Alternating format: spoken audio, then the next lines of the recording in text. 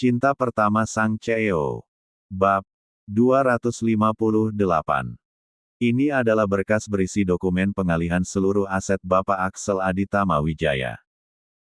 Rumah pribadi, saham di perusahaan, rekening, dan properti lainnya telah dialihkan atas nama Ibu Alana dan putranya Arlan Aditama Wijaya. Dada Bara mendadak sesak. Ia tak mengerti apa ini.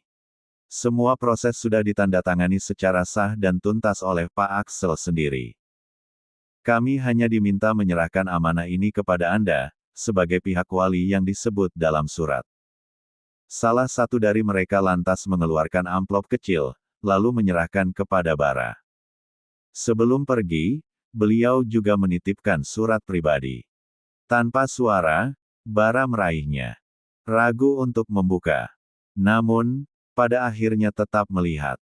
Sudut matanya pun berkerut, membaca kata demi kata yang tertuang di sana.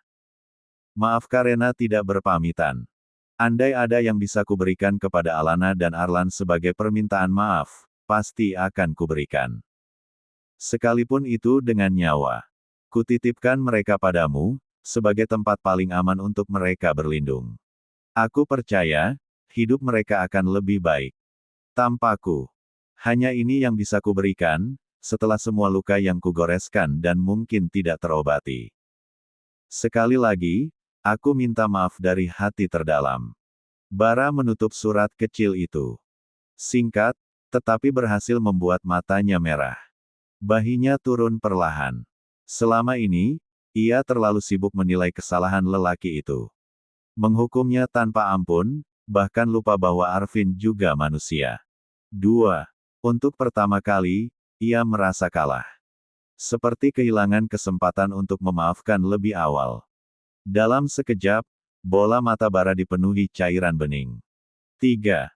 Tiga pria berpakaian formal itu akhirnya berpamitan setelah menyampaikan amanat yang dititipkan kepada mereka. Satu persatu menyalami Bara dengan hormat, lalu meninggalkan rumah yang kini menjadi sunyi. Bara tak langsung bergerak. La tetap berdiri di tempat, memandangi map coklat di tangannya yang lembab karena keringat dari telapak tangan. Kakinya berat untuk melangkah. Pandangannya kosong, menembus taman kecil di depan rumah yang sudah mulai dipenuhi dedaunan gugur. Diam-diam ia bertanya dalam hati. Apakah semua keputusan yang ia ambil selama ini keliru? Apakah amarahnya terlalu tinggi hingga menutupi apa yang sebenarnya tak ingin diperjuangkan Arvin? Dan, apakah kebencian membuatnya buta pada penyesalan dan ketulusan lelaki itu? Tangannya meremas map perlahan. Urat-urat pelipisnya menegang. La baru saja kehilangan jejak Alana, dan kini Arvin pun memilih pergi tanpa sepatah kata. Dunia seperti sedang menjatuhkan semua sekaligus tanpa jeda. Ya Allah! Bara baru saja menarik napas panjang saat suara langkah tergesa-gesa terdengar dari arah samping. Ayah! Panggil Boy, kali ini terdengar lantang, napasnya memburu seperti abis berlari jauh. Bara menoleh. Sorot matanya lelah, namun masih menyimpan ketegasan yang belum padam. Ada apa? Aku dengar kabar. Ujarnya begitu berada tepat di hadapan sang mertua. Arvin memutuskan untuk pergi. Kemungkinan besar gak akan kembali. Bara hanya mengangguk. Tenang. Namun, tatapannya seperti batu yang nyaris retak. Aku sudah tahu, ujarnya perlahan. Ia mengangkat map di tangannya, menunjukkan kepada Boy. Dia menitipkan ini pada pengacaranya dan minta disampaikan padaku. Pengalihan semua asetnya, atas nama Alana dan Arlan. Boy mengerutkan dahi. Pengalihan aset. Iya. Dia memberikan semua hartanya untuk Alana dan Arlan. Bara menekankan kalimat itu. Bahkan dia menulis surat seakan dia akan mati. Dasar bodoh. Ia terdiam sejenak, lalu menghela napas panjang. Kemana si bodoh itu akan pergi? Nada suaranya masih tetap dingin. Apa dia pikir masalah bisa selesai begitu saja setelah dia memberikan semua hartanya dan pergi? Bara memalingkan wajah, menahan amarah yang mulai mendidih. Satu tangan mengepal di sisi tubuhnya. Andai dia ada di hadapanku sekarang, sudah kuhajar sampai patah tulang. Desisnya. Boy hanya diam. Lah tahu, ancaman itu bukan semata karena marah. Ada nada khawatir di sana. 4. Bersama lelaki itu sejak kecil membuatnya memahami seperti apa Bara yang sebenarnya. Bara menyimpan banyak hal yang tak pernah terucap, tentang penyesalan, tentang kecewa, dan tentang kehilangan. Ayah, aku rasa, ucapan Boy terpotong, sebab Bara langsung melotot padanya. Kita lanjut mencari Alana dulu.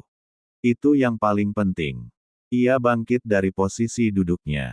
Soal Arvin, aku sendiri yang akan menyusul nanti. Dan menghajarnya sampai patah tulang. Boy tersenyum kaku, mencoba mencairkan suasana.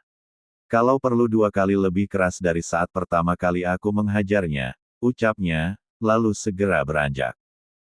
Boy hanya mengulas senyum tipis menatap punggung tegap sang mertua. Bara kembali melanju bersama Yo yang sudah menunggu sejak tadi. Sementara Boy memilih menyusul dengan mobilnya sendiri. Mobil yang dikemudikan Jovan baru saja tiba di parkiran bandara. Sebelum berangkat tadi, ia lebih dulu menemui adiknya untuk berpamitan. Sisil sempat melarang kakaknya untuk berangkat, namun niat Arvin sudah bulat untuk pergi dan menenangkan hatinya. Suasana malam itu terlihat ramai oleh lautan manusia.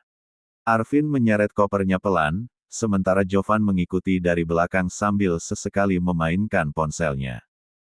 Katanya, berkas pengalihan aset sudah diserahkan kepada Pak Bara. Semua sudah beres. Arvin mengangguk. Baguslah.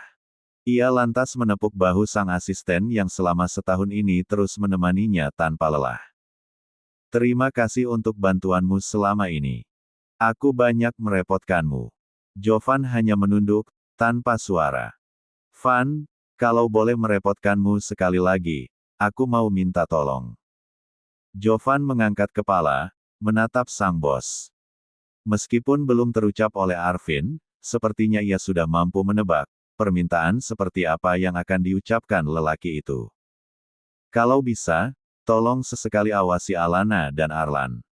Pastikan mereka hidup dengan baik dan sehat. Baik, Pak, jawab Jovan diiringi anggukan kepala. Kalau nanti Om Bara mau mengurus perceraianku dengan Alana, aku akan terima. Bapak serius? Tanya Jovan terkejut. Alana berhak melanjutkan hidupnya dengan orang yang lebih baik dariku. Bukankah, gak ada lagi yang perlu aku khawatirkan. Anakku sudah dirawat orang yang tepat. Om Alben akan menjadikan Arlan anak yang hebat seperti anak-anaknya yang lain. Aku bisa pergi dengan tenang. Jovan termenung. Kata-kata Arvin ini seolah menyimpan makna yang dalam. Seperti seseorang yang akan pergi untuk selamanya. Arvin mengulas senyum tipis. Pandangannya tertuju pada layar besar yang menunjukkan waktu keberangkatan. Pesawat tinggal beberapa menit lagi. Jika ditunda, ia bisa tertinggal. Aku pergi. Hati-hati, Pak. 5. Arvin mengangguk. Saat kakinya hendak melangkah, entah mengapa rasanya begitu berat. Kakinya seperti menolak bergerak. Seolah tertahan agar tetap di sana. Tetapi kemudian ia menarik napas, dan kembali melangkah setelah mendengar pengumuman panggilan untuk semua penumpang. Bismillah. Sementara Jovan hanya memandang punggung sang bos. Ia tak langsung pergi meninggalkan bandara. Melainkan menunggu beberapa menit di halaman. Duduk diam di dalam ruang tunggu seorang diri. Sampai akhirnya, pesawat yang ditumpangi sang bos mengudara. Jovan lalu mengeluarkan ponsel dan mengetikkan sebuah pesan. Dia sudah berangkat. Di sisi lain, pencarian masih terus berlanjut. Namun, Alana tak kunjung ditemukan. Membuat waktu seakan berjalan lambat. Semua sudut kota telah mereka datangi, juga tempat-tempat yang memungkinkan. Tetapi, hasilnya nihil. Alana seperti menghilang di telan bumi. Kemana lagi kita? Tanya Yo yang sedang duduk di kursi kemudi. Tetap setia menemani sahabatnya. Bara berpikir sejenak. Saat ini dadanya terasa nyeri. Ada perasaan menyesak yang entah berasal dari mana. Hatinya terasa berat, dan telinganya terasa berdengung. Entah mengapa, di saat seharusnya ia terfokus untuk memikirkan Alana, ia justru terusik oleh bayangan Arvin. Kepergian lelaki itu menciptakan rasa yang aneh di hatinya. Yo, apa menurutmu? Ada kemungkinan kalau Alana pergi ke rumah lama Arvin. Rumah kontrakannya. Sebenarnya, aku ragu. Tapi, tidak ada salahnya dicoba. Semua tempat yang memungkinkan harus ditelusuri. Alana pernah tinggal di sana selama berbulan-bulan bersama Arvin. Tidak ada yang tidak mungkin. Baiklah, kita ke sana. Tanpa banyak menunggu, Yo mengarahkan mobilnya menuju kontrakan sederhana Arvin yang telah lama ditinggal. Begitu tiba, mata Bara langsung tertuju pada lampu yang menyala terang, menandai keberadaan seseorang di rumah itu. Lampunya menyala dan pintunya terbuka, ucap Bara. Apa jangan-jangan rumah ini sudah dihuni orang lain? Mungkin ada yang kontrak lagi. Gak mungkin. Aku dengar Arvin sudah membeli rumah ini dari pemiliknya. Kening Yo berkerut. Kalau begitu, siapa yang ada di sana? Bukankah Arvin sudah pergi? Kita lihat. Bara langsung turun dari mobil. Begitu masuk, pandangannya berputar. Suasana terlihat sunyi. Ada sebuah kotak kardus di atas meja dan sebuah map dengan logo sebuah rumah sakit. Tidak ada orang, Yo. Tapi, kenapa pintunya dibiarkan terbuka? Tanya Bara. Entah. 6. Bara yang penasaran langsung melangkah masuk. Saat berdiri di sisi meja, ia menatap map berlogo rumah sakit dengan keterangan nama asli Arvin. Sepertinya ini catatan kesehatan Arvin, tutur Yo. Bara meraih berkas tersebut dan membaca sekilas. Catatan konsultasi dan obat-obatan, semua bertanggal sepanjang tahun lalu hingga beberapa bulan terakhir ini.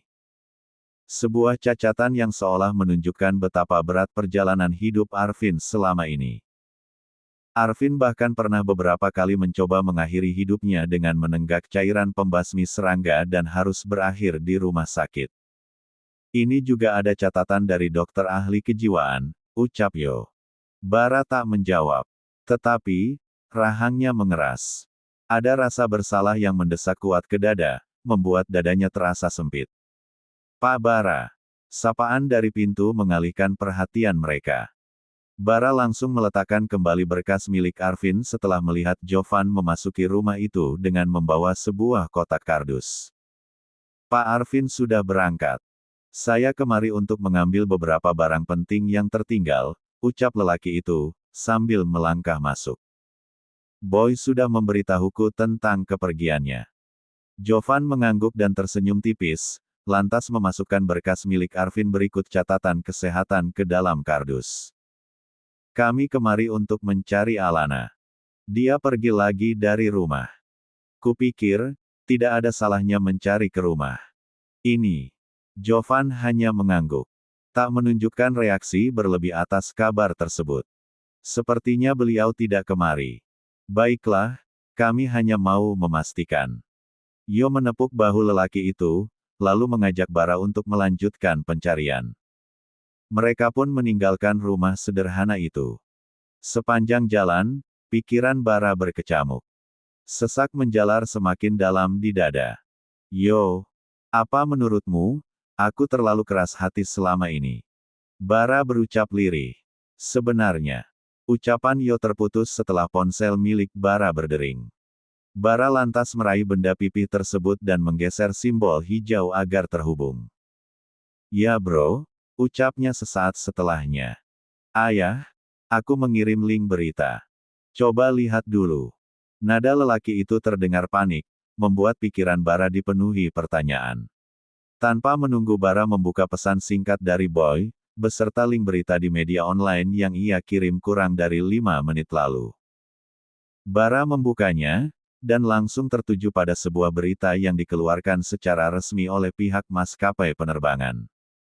Sontak bola mata Bara berair melihat berita tersebut. Dalam sekejap, ia merasakan seluruh tubuhnya lemas, seolah seluruh tenaga yang tersimpan lenyap. Ponsel di tangannya jatuh begitu saja. Tetapi, Yo langsung meraih benda pipih tersebut. 7. Berita yang memuat tentang kecelakaan sebuah pesawat dengan yang jatuh di daerah pegunungan dan meledak setelah 30 menit mengudara. Suasana mendadak mencekam. Seluruh tubuh Yo pun bergetar. Terlebih, setelah ia menemukan informasi yang membuat dadanya terasa nyeri. Semua penumpang dan awak pesawat dinyatakan tewas, dan nama Arvin tercatat sebagai salah satu penumpang. 8. Bara terpaku dalam diam. Tak ada suara yang keluar dari mulutnya. Tak ada gerakan selain dada yang naik turun terengah berat, seperti sedang menahan hantaman besar di dalam tubuhnya. Kabar itu masih menggema di kepala. Jelas, dan tak bisa dibantah. Pesawat itu jatuh. Dan Arvin ada di dalamnya. Lelaki yang selama ini ia pandang dengan amarah, dengan kekecewaan, dengan segala bentuk penolakan tiba-tiba menghilang dari dunia, tanpa sempat memperbaiki apapun. Ya Allah, apa yang sudah kulakukan? Mata Bara terpejam. Wajah Arvin semakin nyata dalam bayangnya. Wajah terakhir saat ia datang ke hadapannya. Berlutut, memohon maaf, dan mengemis kesempatan untuk bisa menemani Alana melewati masa yang berat. Dan semua itu, ia tolak. Sekarang, lelaki itu pergi setelah menitipkan segalanya. Yo, tolong beritahu aku kalau berita itu tidak benar. Arvin tidak mungkin ada di dalam pesawat itu, kan? Tangannya mengepal, gemetar. Tenggorokan tercekat. Tetapi, tak ada kata yang bisa menjelaskan rasa yang meledak di dalam dada. La bersandar. Air matanya jatuh tanpa dapat ditahan. Yo, yang duduk di sisinya kembali memusatkan perhatian pada ponsel.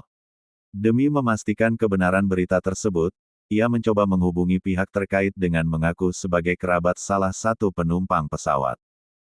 Dan informasi yang didapatkan Yo pun membuat seluruh tubuhnya tegang ketika pihak bandara dan maskapai penerbangan mengonfirmasi kebenaran berita tersebut.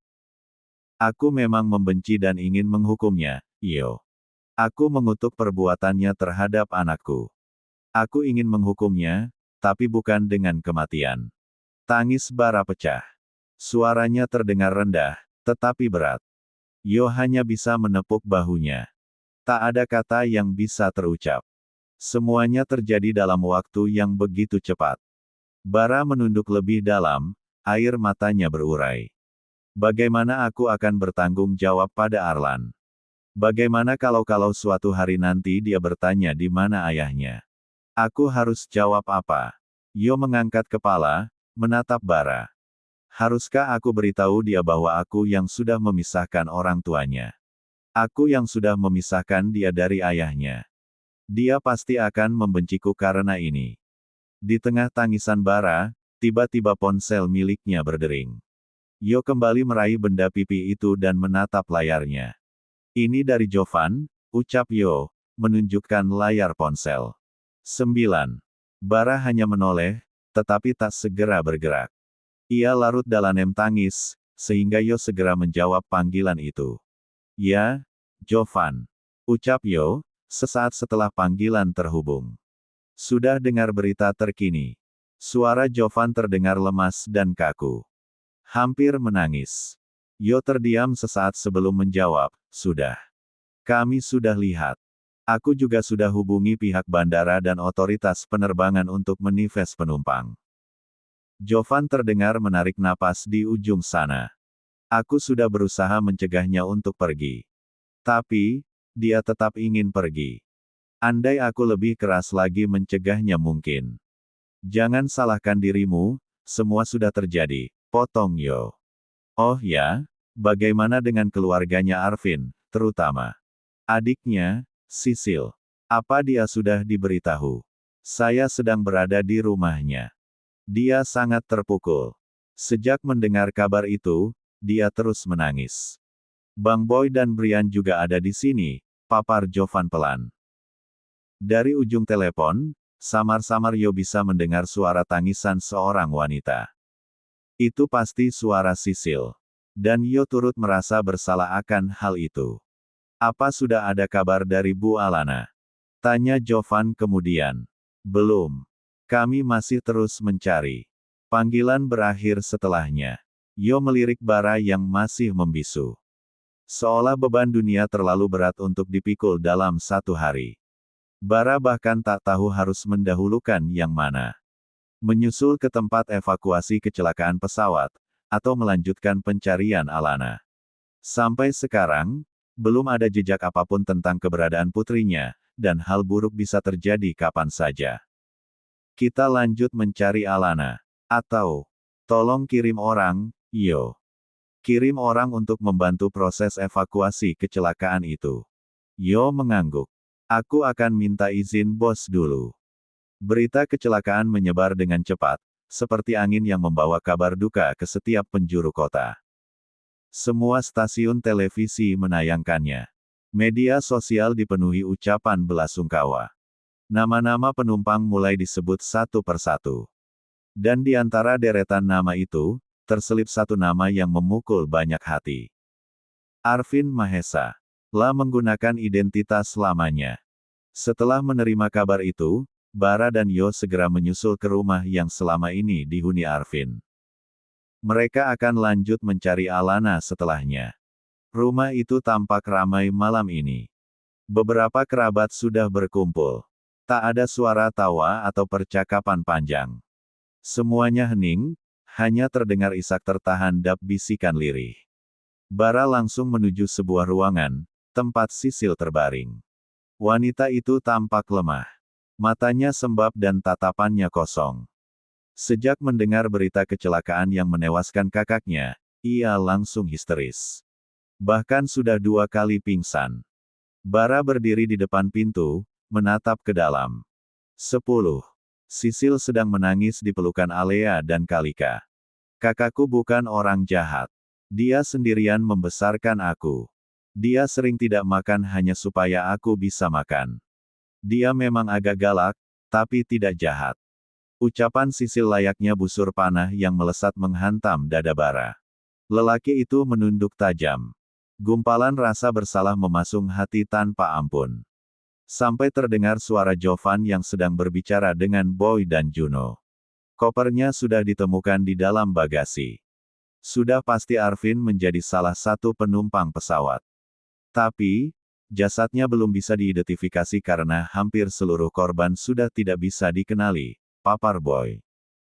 Kita tunggu perkembangan selanjutnya saja, balas Juno dengan wajah lesu penuh duka. Bara menarik napas dalam-dalam. Andai bisa ditukar, biar dirinya saja yang ada di dalam pesawat itu. Jangan Arvind. Bara masih terdiam saat merasakan tepukan pelan pada bahunya. Saat menoleh, Alben sedang berdiri di sisinya. Sudah ada informasi terbaru tentang Alana? Tanyanya. Belum. Orang-orang kita masih mencari. Ya Allah, kemana dia? Di sudut lain. Langit menggulung di atas kepala, meneteskan jutaan butiran air yang membasahi bumi dengan ketukan tak henti. Suasana kota bergerak seperti biasa, ramai. Hiruk-pikik, kendaraan berseliweran, pejalan kaki berlalu lalang di bawah payung. Kecuali Alana. Langkahnya pelan. Ia membiarkan dirinya diguyur hujan, seolah tak peduli lagi pada dunia. Matanya kosong, menatap lurus tanpa tujuan pasti. Tangannya meremas ujung pakaian yang tak mampu lagi menghangatkan tubuhnya. Dan, setiap langkah yang ia ambil seperti membawa kenangan demi kenangan yang keluar dari lorong hatinya yang selama ini terkunci rapat. Arvind, Arlan. 2 nama yang terpaku di hatinya. Seperti membawanya pada kenangan masa lalu. Lah baru saja menyeberang jalan saat kilatan dari layar billboard raksasa di atas jalan menyita perhatiannya. Layar itu menampilkan berita darurat, lengkap dengan gambar puing-puing pesawat, petugas evakuasi, dan teks merah yang berjalan di bagian bawah. Langkah Alana terhenti.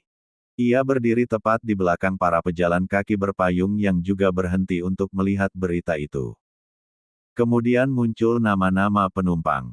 Alana membaca satu persatu, sampai menemukan nama yang membuatnya terpaku. Arvind Mahesa.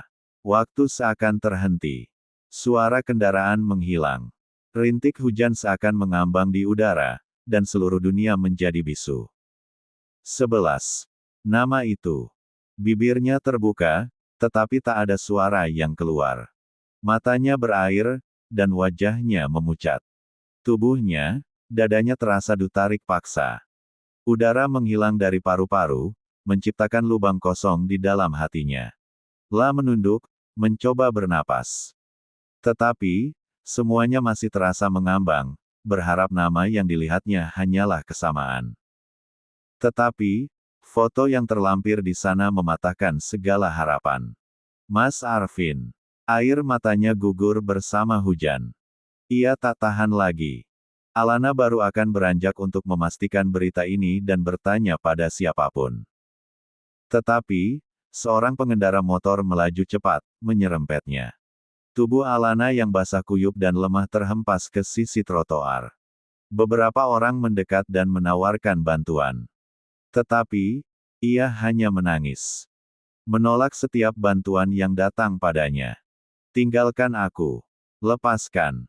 Jeritnya, mendorong tangan orang-orang yang mengulur padanya. Ia masih menangis seorang diri, saat tiba-tiba kehangatan membungkus tubuhnya. Aroma parfum yang familiar merebak di indera penciumannya. La terpaku. Aroma ini. Tentu sangat ia kenali. 12. Alana mendongak perlahan. Butiran hujan mengalir di wajahnya, menyatu dengan air mata yang tak bisa lagi ia sembunyikan. Rambut Mia tergerai basah, menempel di pipi, tetapi ia tak peduli. Seluruh tubuhnya menggigil. Bukan karena dingin menyergap, tetapi karena sosok yang tiba-tiba muncul di hadapannya. Dan, ketika dua pasang mata itu saling bertemu, waktu seolah berhenti pada detik itu. Tubuh Alana mendadak kaku, matanya tak mampu mengerjap. Memandang wajah itu dengan penuh ketidakpercayaan. Jantung berdetak begitu cepat, seolah ingin keluar dari rongga dada. Kenapa hujan-hujanan? Kamu bisa sakit.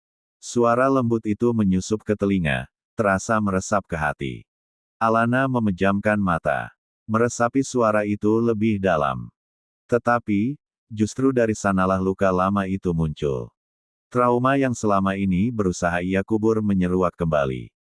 Tubuhnya mulai menegang, napasnya tersengal. Tangan gemetarnya mulai terangkat seolah ingin menjauh, ingin berteriak. Namun, sebelum suaranya keluar, pemilik tangan kokoh itu bergerak lebih cepat. Menyelimutkan tubuh Alana lebih rapat dengan blazernya, lalu mengangkat tubuh kecil itu ke dalam gendongannya. Gerakan yang sangat cepat itu membuat Alana tak memiliki waktu untuk menyela. Sebab kini, ia telah bersandar di dadanya yang lebar. Mendengar detak jantungnya lebih dekat, meresapi kehangatan tubuh yang menjalar. Bahkan, ia bisa merasakan napasnya yang teratur. Sejenak ia mendongak untuk menatap wajah itu. Butiran hujan masih membasahi mereka. Alana merasakan tubuhnya melayang. Dan anehnya, ia malah nyaman dalam pelukan itu. Perlahan, ia terpejam. Hanya suara-suara kecil yang ia dengar, juga suara lembut yang mulai tersamar. Tahan sebentar, kita pulang. Ketika melihat Alana terpejam, pemilik tubuh tegap itu mempercepat langkah, menuju sebuah mobil yang menunggu di sisi jalan. Di dalam mobil ia memeluk, mendekapnya semakin erat untuk memberi kehangatan. Bisa lebih cepat. Pintanya, masih dengan suara yang tenang. Lengan kirinya melingkar di pundak perempuan itu, sementara tangan kanan mengusap perlahan rambut yang basah dan menempel di dahi. Mobil pun melaju sedikit lebih cepat di tengah hujan. Deru mesin samar, tertelan oleh gemuruh langit yang tak kunjung reda. Tak butuh waktu lama, mobil berhenti di depan sebuah rumah sederhana. Hujan masih turun, lebih halus, tetapi udara terasa semakin dingin. Terima kasih. Tapi, mobilmu basah. Kamu bisa hubungi asistenku untuk biaya membersihkannya. Ia merogoh dompet dan mengeluarkan sebuah kartu nama. Kemudian, menggendong perempuan itu memasuki rumah, merebahkan di sofa. Melihat wajah pucat yang masih menggigil, ia bergerak cepat untuk mengeringkan badan dan mengganti pakaiannya. Pelan ia menunduk, menatap lekat-lekat wajah itu. Yang dulu ia abaikan, ia sakiti. Bahkan, tak pernah ia peduli. 13. Kamu masih Alanaku yang dulu. Gak ada yang berubah dari wajahmu. Bibirnya tersenyum tipis. Kemudian bangkit dan membawa perempuan itu ke kamar dan menyelimuti di tempat tidur yang hangat. Hujan mulai reda, menyisakan gerimis yang turun perlahan. Hening, tak ada suara apapun selain suara embusan napas yang tenang. Alana membuka mata perlahan. Menatap cahaya temaram yang memantul pada dinding kamar. Lah diam sejenak, membiarkan pandangannya menyapu seluruh ruangan. Cat dinding berwarna gading, lemari kayu di sudut ruangan, dan figura kecil di atas meja. Semua ini sangat ia kenali. Di kamar ini semuanya dimulai. Tempat ia pernah tidur menahan sakit dan menangis seorang diri.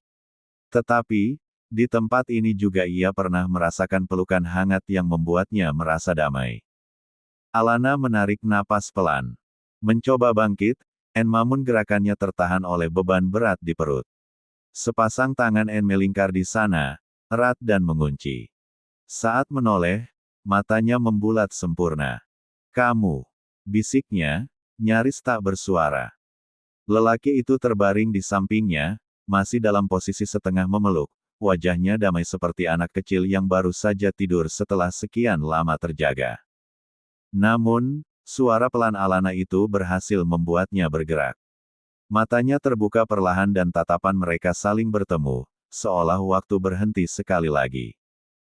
Lamalah tersenyum, memamerkan wajahnya yang rupawan, juga tatapannya yang menenangkan. Hai, kamu. Sudah enakan. Suara serak itu, entah mengapa membawa candu. Ia segera duduk agar posisi mereka sejajar. Tangannya mengulur, merapikan rambut yang terurai menutupi wajah perempuan itu. Menatapnya lekat-lekat dengan penuh kelembutan. Lalu, mendekapnya kuat, bahkan tanpa menunggu restu dari tubuh yang masih terpaku itu.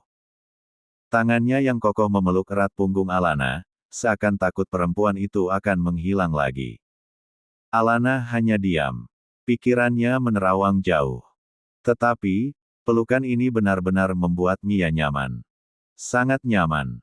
Sampai rasanya, tidak ingin semua berakhir dengan cepat.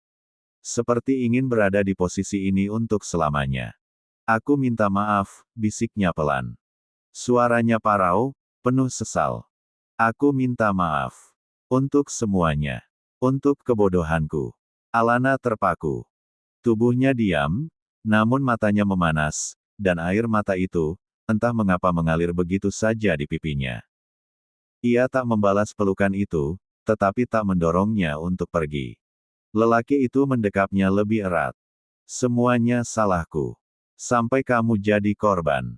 Andai waktu bisa diputar kembali, aku akan lakukan apapun untukmu. Semuanya akan kuberikan, walaupun dengan nyawa, asal kamu bisa kembali menjadi Alana yang dulu. Suaranya bergetar, ia menarik napas berat, dan Alana bisa merasakan semua itu. Aku yang bodoh. Aku yang seharusnya dihukum. Terlalu lama waktu yang kuhabiskan sia-sia, tanpa memahami bagaimana kamu. Begitu mudah aku terhasut orang luar. Dan karena kesalahan itu, kamu hidup seperti sekarang. Alana menutup mata. Dadanya sesak. Kalimat itu terasa menyakitkan dan menyembuhkan dalam waktu bersamaan. Lelaki itu melonggarkan pelukan. Menatap wajah dan membelainya pelan. Menatap matanya dengan penuh 14. Ketulusan. Adakah kesempatan untukku? Sekali saja. Untuk memperbaiki semua yang sudah rusak karena kesalahanku. Alana memandangnya lekat-lekat. Tangis yang lama ia tahan, akhirnya melelehkan tembok dalam hatinya. Isak tangisnya menggema di kamar itu. Sejadi-jadinya. Dan Arvin, kembali mendekapnya. Sangat erat dan dalam. Seolah ingin menyembuhkan semua luka yang telah lama terpendam. Detik demi detik berlalu. Lama keduanya berada dalam posisi ini. Hanya terdengar suara isak tangis yang semakin lama mulai terhenti. Menyisakan suara sesenggukan. Alana bersandar di dada yang sama. Meresapi kehangatan dan degup jantung yang menggema di telinga, tetapi membuatnya tenang. Tak ingin beranjak dari posisi ini. Ibuku bilang, ada seseorang yang menghabiskan waktu yang lama untuk menungguku. Apa itu kamu? Tanyanya, tanpa melepas pelukan. Arvin mengangguk. Ibu juga bilang, kalau ada orang yang menangisiku setiap malam dalam sujudnya. Apa itu juga kamu? Lagi, Arvin mengangguk. Membuat Alana memeluknya semakin erat. Kali ini tanpa rasa takut seperti sebelumnya. Arvin mengecup ubun-ubunnya. Maafkan aku. Sesaat kemudian, Alana tersadar sepenuhnya. Ia menatap Arvin lekat-lekat. Mengusap dadanya, membelai pipinya. Ini bukan mimpi, kan? Kamu benar ada di sini. Memang aku mau kemana? Bukankah, kamu adalah tempatku pulang? Tapi, berita kecelakaan pesawat tadi. Iya, aku dengar tentang kecelakaan pesawat itu. Aku ikut sedih. Tapi, gimana kamu bisa ada di sini? Arvin terdiam sesaat. Tangannya mengusap sisa-sisa air mata yang menempel di pipi Alana. Tadinya, aku memang mau pergi. Aku sudah masuk ke ruang tunggu. Koperku sudah masuk bagasi. Tapi, sebelum naik ke pesawat, aku aktifkan HP dan pesan Om Alben masuk. La menatap mata Alana dalam. Tadinya, aku gak mau buka. Takut berubah pikiran. Tapi, akhirnya penasaran dan tetap buka. Dan Om Alben bilang, Alana diam. Menanti. Dia bilang, kamu hilang. Dia juga bilang, bahwa akulah yang sudah menciptakan trauma padamu, jadi aku yang bertanggung jawab untuk menyembuhkannya. La mengecup kening Alana. Lama dan dalam. Sayangnya, HP-ku mati dan gak ada waktu lagi untuk menghubungi siapapun. Aku gak jadi naik pesawat dan langsung pergi mencarimu. Alana menunduk. Tangisnya kembali pecah di dada Arvin. 15. Bara duduk membisu. Wajahnya sedikit pucat dan rahang mengatup. Tetapi, sorot matanya tak bisa menyembunyikan guncangan yang ia terima. Matanya melirik ke arah Yo yang berdiri di dekat jendela. Yo sedang memerhatikan gerimis sisa hujan yang masih menetes dari langit malam. Di tangannya ponsel terus-menerus memberi kabar dari anak buah mereka yang masih menyisir berbagai sudut kota, mencari Alana. Berharap menemukannya dalam keadaan baik. Namun, seperti takdir ingin menguji lebih jauh, kabar baru datang dan mengubah segalanya setelah Jovan menerima panggilan telepon, yang membuat ekspresinya berubah seketika. Ia berdiri mendekati Bara dan Yo dengan langkah berat, lalu menatap mereka penuh ragu sebelum akhirnya berkata, saya baru saja mendapat kabar. La menjeda ucapannya. Yo dan Bara pun tampak serius. Kabar apa? Tanya Yo, sedikit mendesak. Sejenak, Arvin menatap ruang keluarga. Di mana tangis lirih sesekali terdengar. Sisil terduduk memeluk foto kakaknya. Kalika, Alea dan beberapa wanita lain masih menemaninya duduk. Baru saja dikonfirmasi. Satu jenazah ditemukan duduk di kursi booking Pak Arvin.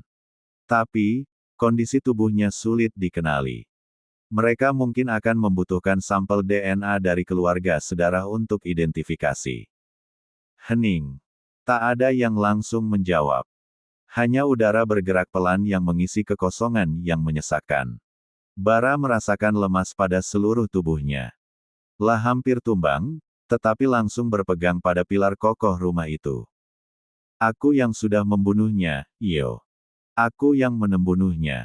Ia terduduk dengan air mata yang hampir tumpah.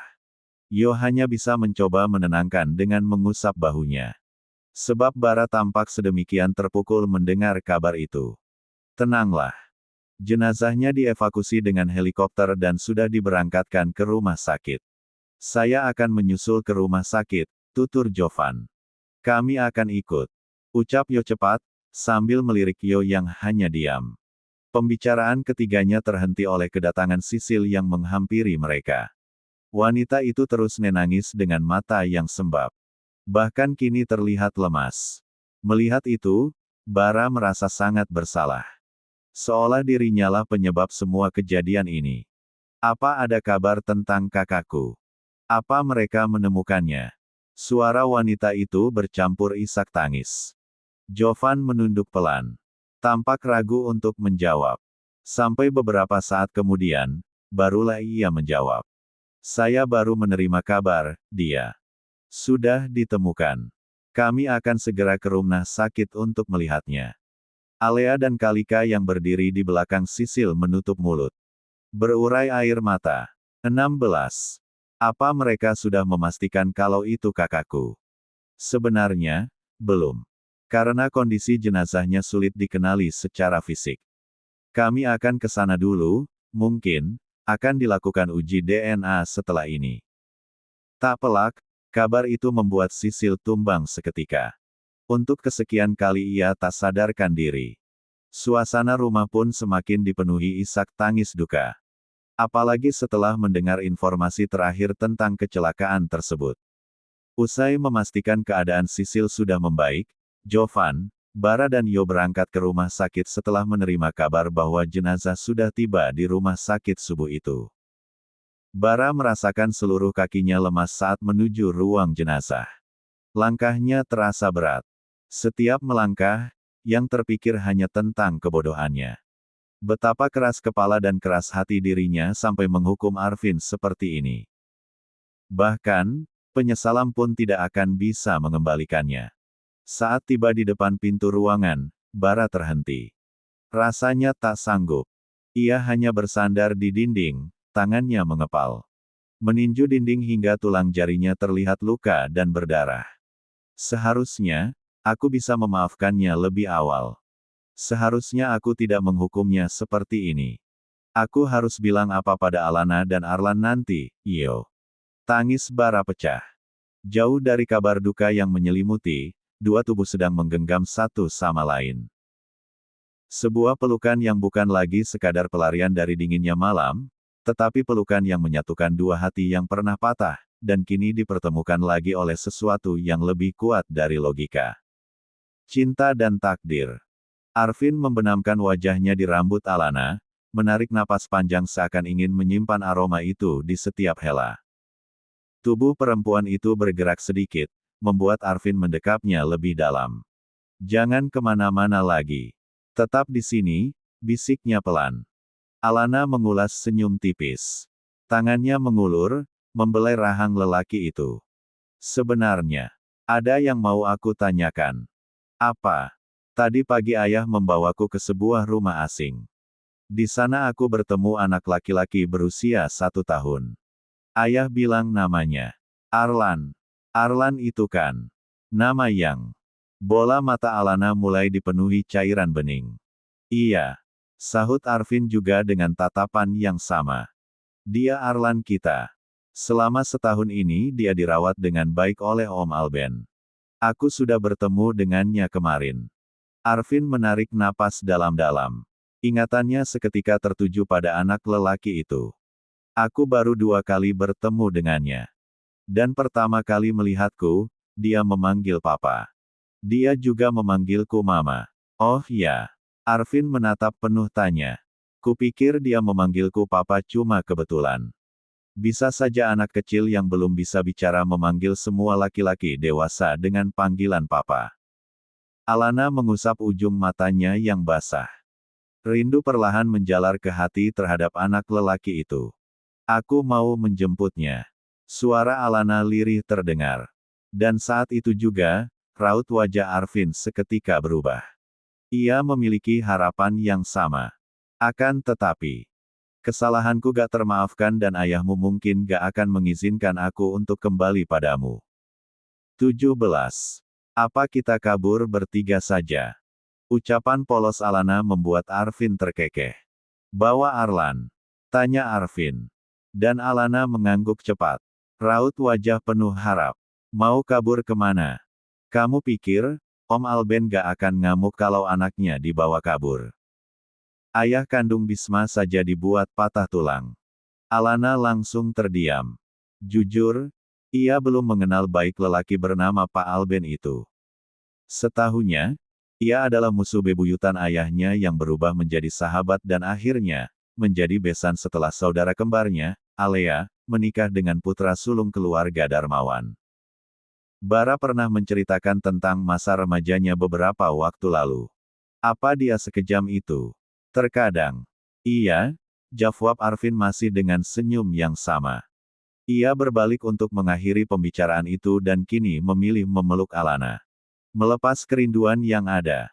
Kalau ayahmu tahu kamu ada di sini, dia pasti akan langsung datang menjemputmu dan membawamu pulang. Kalau begitu, jangan sampai ayah tahu. Kita sembunyi di sini saja. Arvin mengulas senyum. Membelai wajah Alana yang lembut. Sebenarnya ada satu cara yang akan membuat ayahmu gak berkutik. Apa? Mata Alana membulat penuh rasa penasaran. Kalau kamu hamil lagi, mungkin. Arvin mengikis jarak hingga ujung hidung mereka nyaris bertemu. Dan saat itu juga, jantung Alana seperti terbang ke angkasa. Terlebih ketika lelaki itu bergerak perlahan. Turun ke bawah.